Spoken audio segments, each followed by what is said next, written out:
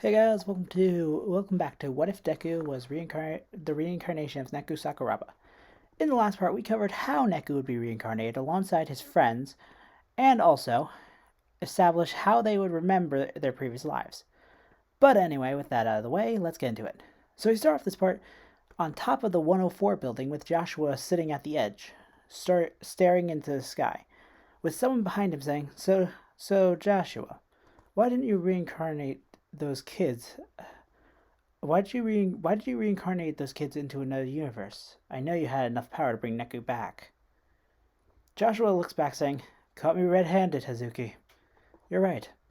I could have brought him back. However, that would risk him being brought into another game again.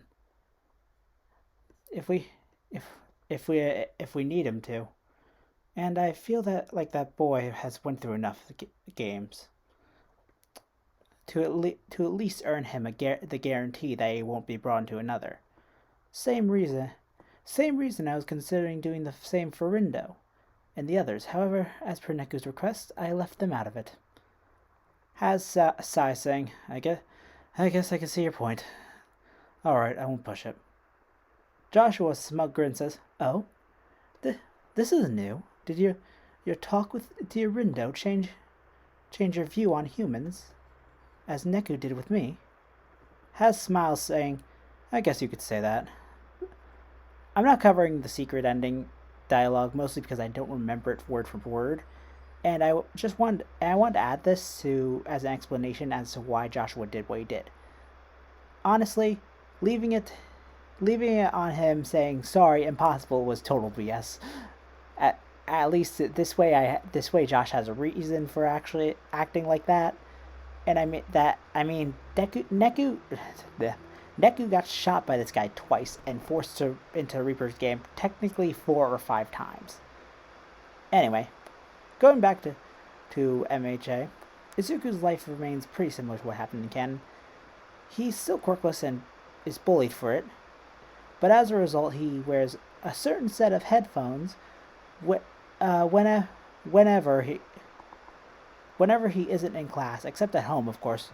So, like Neku did before the Reaper's game, he sort of shuts people out. At least, at least he still, at least he still has his heroic heart and nerdy side. But he shuts out the people who make fun of him, so people think of him more of a loner. And Bakugo is more of an annoyance to him than an old friend turned bully. We skip to middle school where the teacher announces the fact that everyone wants to be heroes. Damn it. Everyone wants to be heroes. Excuse me. So everyone wants to be heroes, making the same announcement about Deku and Bakugo wanting to go into UA, with everyone except Bakugo laughing at Deku. And instead of saying how UA got rid of the no quirkless rule, he says, "So what if I want? What if I do? How is would I do any of your business? And at least I can say I tried, unlike most of you who have quirks. So keep laughing. So keep laughing. Keep putting my values down. Doesn't matter to me. I'll keep getting back up." Some of the class took offense to this, but also some actually shut up, and that's pretty much it for that. Now, now we time skip to after class, with Bakugo and his lackeys walking up to Deku and just insulting him, with Bakugo threatening him not to even try to apply to UA. Deku just sighs, saying, "Listen, Bakugo, as I said, what I do isn't anyone else's business but my own. Let's be honest. Plus, let's be honest. If you didn't have a really strong quirk, those lackeys of yours, and in fact, everyone in the school wouldn't be praising you. But another thing, you aiming to be the number one hero is admirable. I'll give you that. But to surpass All Might, you have a long ways to go in more than ways than one. Just being the strongest doesn't make you the best hero. And even if you do reach the rank of number one, you're just that on paper. You need the hearts of the people you save. With that attitude, I can say no person will love your work. At least All Might prioritizes the safety of people over a fight." Deku puts his headphones on and says, "So if I were you, I would, I would work on kicking down your ego, that ego of yours, because of because of, sorry, because the people who follow you do it out of fear, and they only see you for your quirk." Deku then walks away, leaving Baku speechless and pissed. Now, let's skip to the shortcut. Deku walks under the bridge, and as in can, well, walks under the bridge as in can, thinking, ever since Baku has damn quirk, he he's been praised to no end and blinded by that. Honestly, why do I even care? Deku is then surprised by a sludge villain popping out of the manhole, enveloping Deku as he thinks, damn, what the hell? I can't breathe.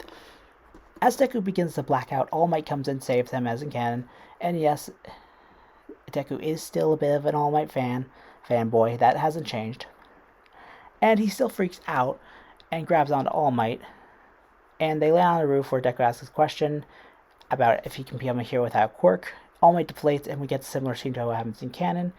And after getting the same answer as in canon, Deku looks down, putting on his headphones, and leaves. And like in canon, Bakugo gets caught by the sludge villain, and Deku sees this in the crowd, thinks, what the hell's wrong with me? I said I would try to get into UA, and I caused this? Deku then sees Bakugo's eyes full of fear, and Deku dashes at the sludge villain, shocking everyone. With two people at distance observing the situation, as the girl says, oh no, what is Neki do? God. Oh no, what is Neki doing? Didn't that boy bully him? The man then says, that Zeptogram has always managed to factor himself into the equation. Even for the remainder, he would jump in. If it seems too bad, I'll rework this equation myself. Back to Deku, he is dashing at the sludge villain and throws the stuff into its eye like in canon, and starts to try to get Baku out, with Baku saying, Deku, what the hell are you doing here? Deku yells saying, you may be an asshole, but I can't just sit back and watch you die. If I did that, what right would I have to even try to be a hero? The sludge villain then goes to attack Deku, and with Deku closing his eyes before All Might blocks the attack, and makes the same speech as in canon about as in canon, then throws a Detroit Smash, and same thing happens as in canon. Deku gets scolded, and Baku gets praised. So, and time skip to walking home. Deku and sorry. Okay, time skip walking home. And Baku gives a similar speech as in canon about how he doesn't owe Deku anything, and all that. With Deku just walking away, as All Might appears, and almost everything here happens as in canon, with All Might offering one for all to Deku, with Deku accepting, and the two parting ways. And like in canon, the 6 months of training happens, with Deku receiving one for all, like usual. Now, to get more into reincarnated aspect, I'm going to cover the entrance exam, just to add a little bit more. Now, Deku walks into UA as in canon and trips just to get caught by Uraraka, who helps Deku up. Then the two look at each other with Deku seeing a blonde girl with a hoodie and blue eyes, and Uraraka seeing a boy with blonde sort of spiky hair and headphones. And breaking the silence, Deku says, so I'm just gonna go. It was nice meeting you. And good luck, Rhyme. Uraraka then smiles, saying, yeah, good luck, Neku? She then thinks, wait, who's Neku? And why did he call me Rhyme? And why does he seem so familiar? Deku, walking into the building, then thinks, why does it feel like I know her? And why did she call me Neku? So now we jump to present by explaining the exam, and Ida raises his hand and asks about the 0 pointer, along with turning to say, and you, boy with the beanie. A boy with red hair and then says, "But what, me?" Ida then says, "Yes, you. That hat is disrespectful to others. If you're not going to take this seriously, then you should leave."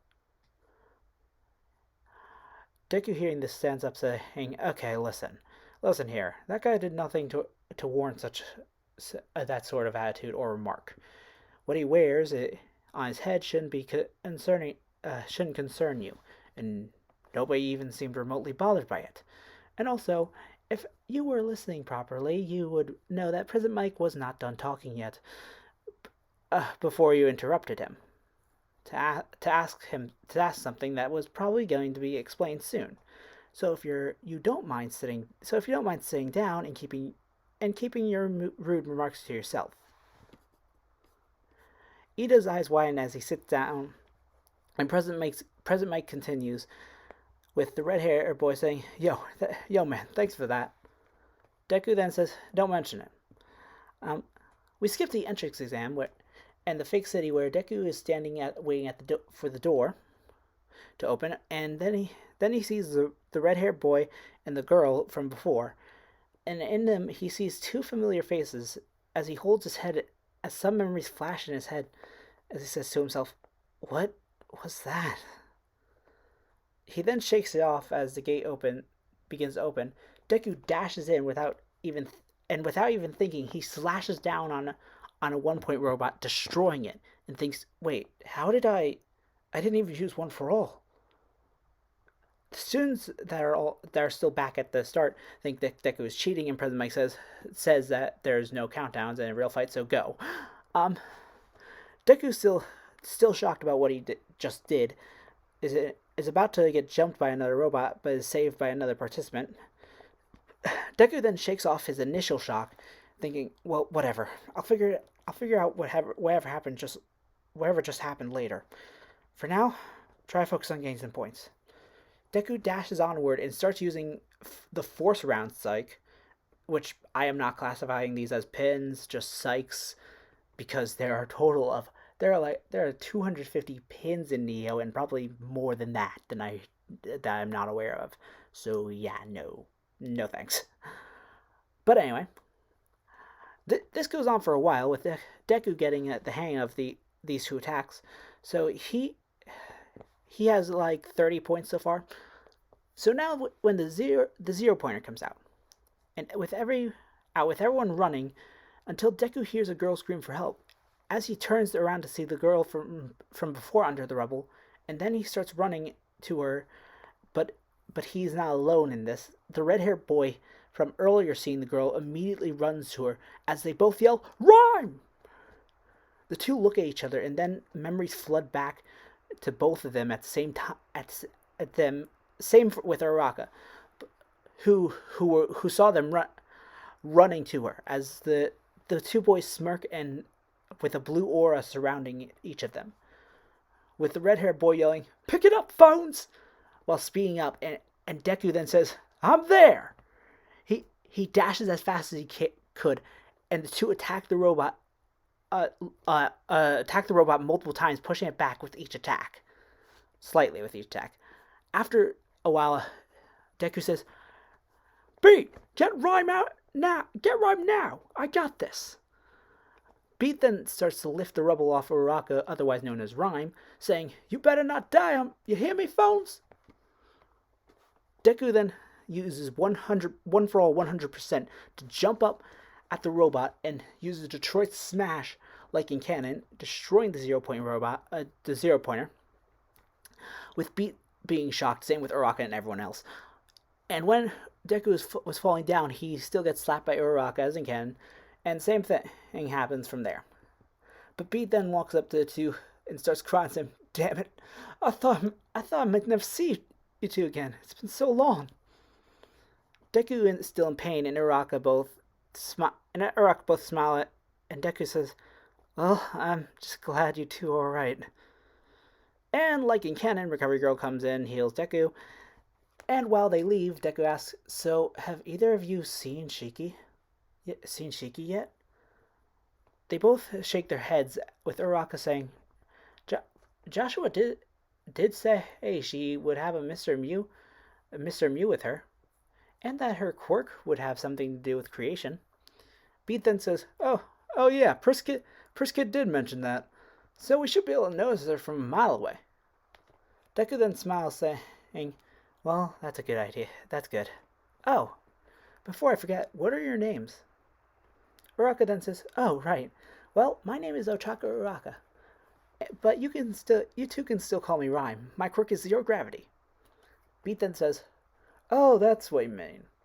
My name's Ejiro Kirishima, but Beat works too. And my quirk is hardening. Deku then says, nice to meet you two again. My name is Izuku Midoriya, but you can call me Neku. And my quirk is Deku looks around and seeing no one, and as he says, one for all. I'll explain it later after we find Shiki and we can talk privately. But for now, refer to it as superpower, especially in front of others. The two are confused by this but agree. The three then exchange contact information and head home. And that's it. So yeah, I don't know when I'll get to another video because I have a lot of stuff going on in life with projects and family event coming up. So I decided to make this one a little longer, so yeah. Anyway, the next part of Persona is currently being worked on, but when I get the chance to finish it and record it is unknown. Anyway, I hope you all enjoyed this part. Make sure to like, comment, and subscribe, and I'll see you all next time. Bye-bye.